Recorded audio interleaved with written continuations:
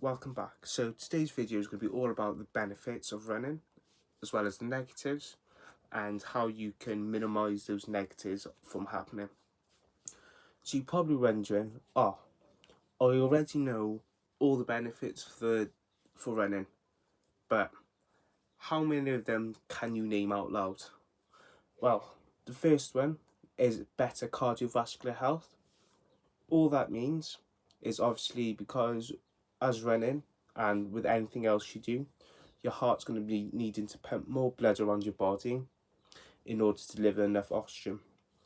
So as runners or any sort of cardiovascular sport like tennis, rugby, swimming or rowing, we're gonna their bodies as well as our bodies have to pump more blood around the body in order for our muscles to keep working, and then that's what helps us keep us going. The second, and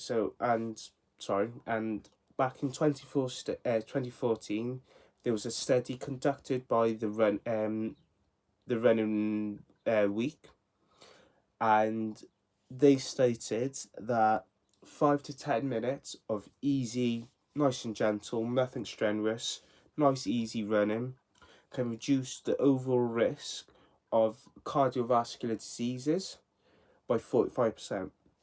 Now, that doesn't mean you won't get any cardiovascular diseases, because obviously a lot of factors can come into place like diet and the area you live in. So if your diet's bad, and obviously if it's high in sugar and so on, obviously that can increase the risk of some sort of cardiovascular disease or aid it. And the second thing is the area you live in. You might live in a populated area where there's loads of factories producing obviously CO2 and other toxic emissions in the atmosphere.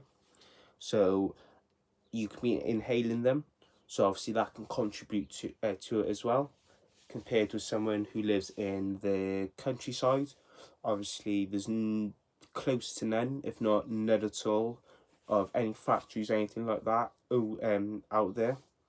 So it will be cleaner air and be better for your overall health.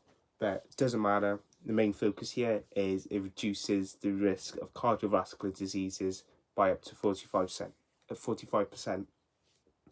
The second thing is a longer lifespan. Like everyone knows, time is your greatest component or your greatest enemy, because all of us wish we had a longer lifespan. All of us wish we had unlimited time, but honestly, it's very short. There might not be a tomorrow, so do what you can today and take advantage of it.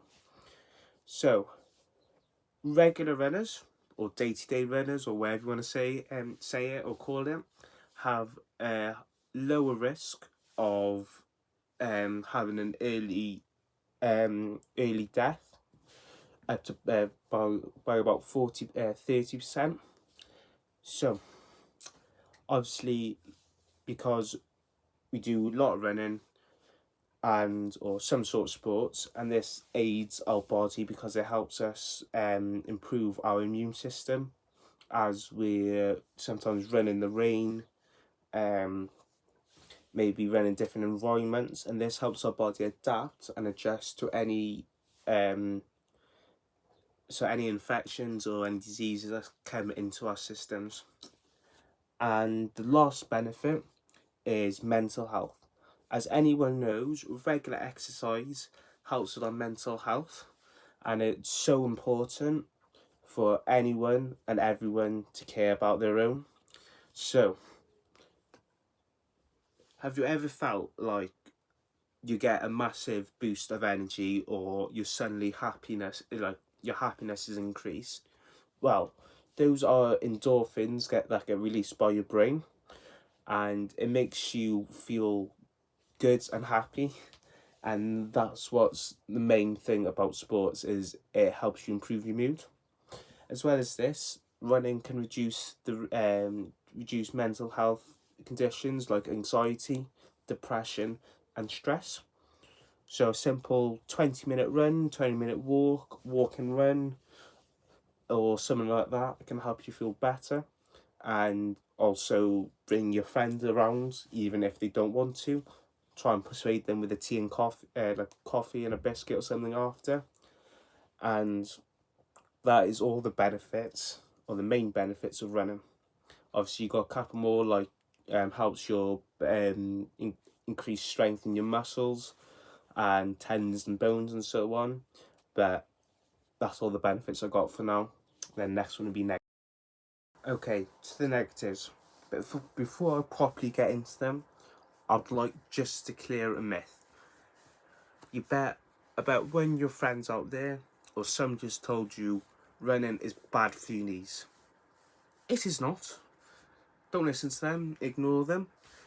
It's only bad for your knees if you do it incorrectly, which is not taking days off, doing a David Goggins. Come on, get it, 17. You don't know me, son. Get it, 18. You don't know me, son. But it's not bad for your knees.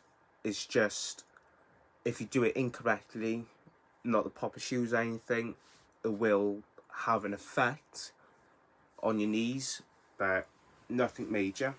But the first negative is what's the first one? Stress from running. So you think running is normally stress free, right? And I mentioned a couple of minutes ago that running is meant to help with your mental health. Yes, but I bet you some of you out there have a bad case of FOMO. Now, what is FOMO? You might have heard of it, Brooklyn Nine-Nine, but fear of missing out. You're not going to miss anything if you take 2 days off, 3 days off. You're not going to have, the world is not going to stop. Nothing major is going to happen if you take a couple of days off. Now, where does the stress come in? The stress comes in when you think, I have to make up the mileage, or I missed that gym session. It's not going to be a big deal. Go at it with your weekly structure that you normally stick by, and this allows you just to have a nice couple of days for your body to rest, but also gives you a bit of time to come back into it. The second thing is it increases the risk of injuries if you do running incorrectly. Now you're probably thinking, how can I do running incorrectly? First of all, your posture, your training, how you recover and so on can all have an effect. And these effects are stress fractures, torn or pulled muscles, ACL injuries, shin splints, knee pain, and so on, or more muscle fatigue than is normal.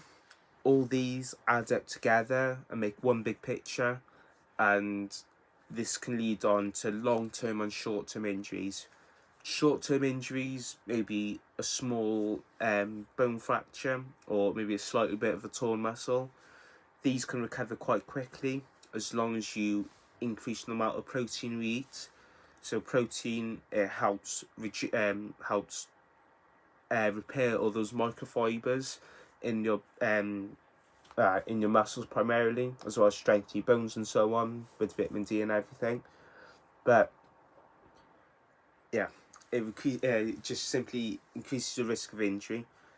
But now you're probably wondering, how on earth can I run without any problems or reduced risk of these problems?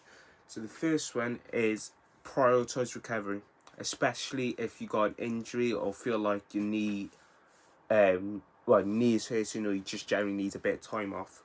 So how do I do this? First one is stretch.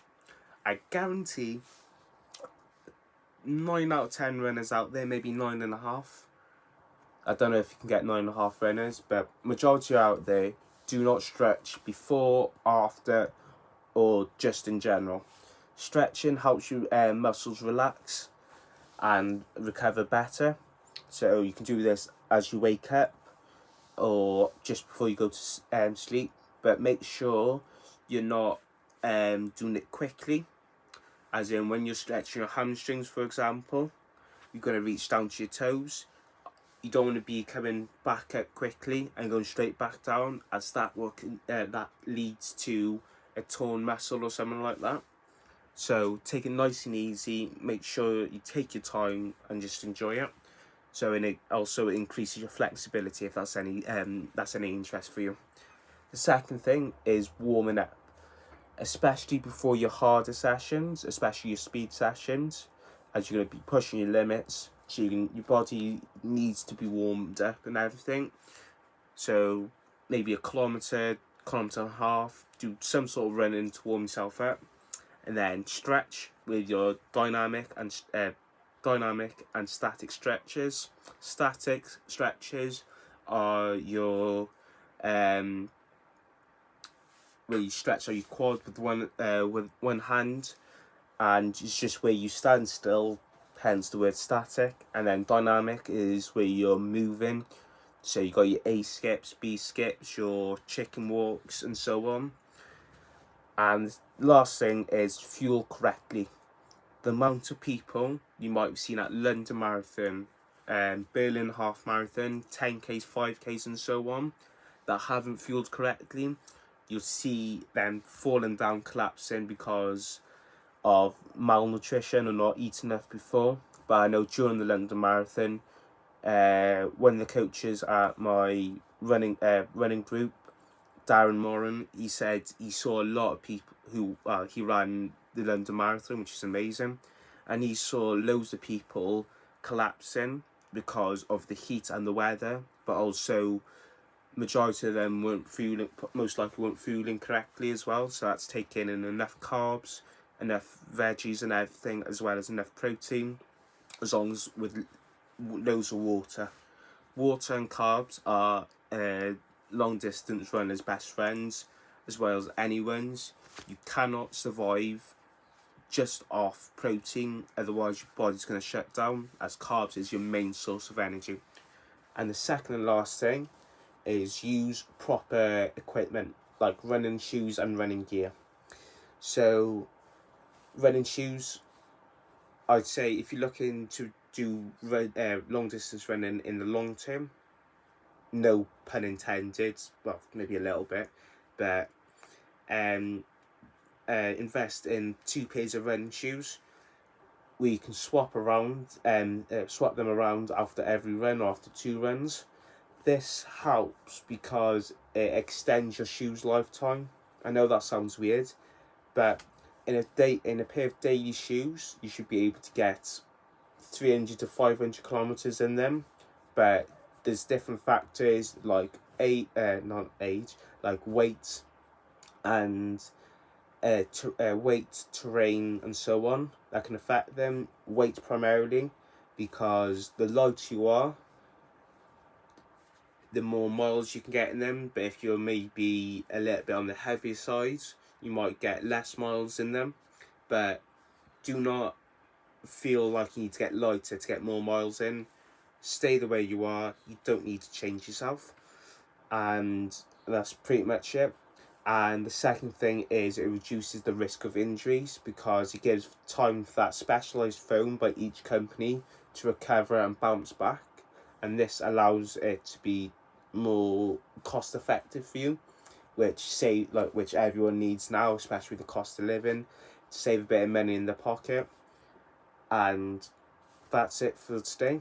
So if you've got any more questions or any more interest, put them down in the comments below, and then I'll be, like I said, really appreciate it if you just share the channel around with all your running groups or something like that. And have a